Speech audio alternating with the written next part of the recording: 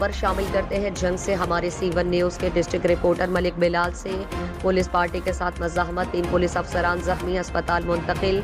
सूफी मोड़ इलाका थाना सदर में मुलजिम के निशानदही पर असलहा बरामद करने की गरज से पुलिस पार्टी का रेड।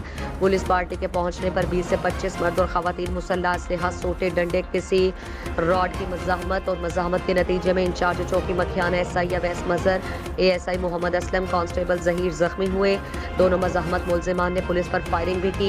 जख्मी होने वाले पुलिस अफसरान को तिब्बी इमदाद के लिए DHQ अस्पताल मुंतकिल कर दिया।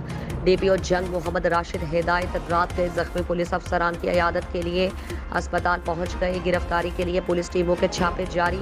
मुलजिमान जल्द कानून की गिरफ्त में होंगे। शहरियों के जानो माल के तहफ़्फ़ुज़ के लिए तमाम वसाइल बरूए कार ला रहे हैं। खून के आखिरी कतरे तक जांफिशानी से फ़राइज़ अंजाम देंगे।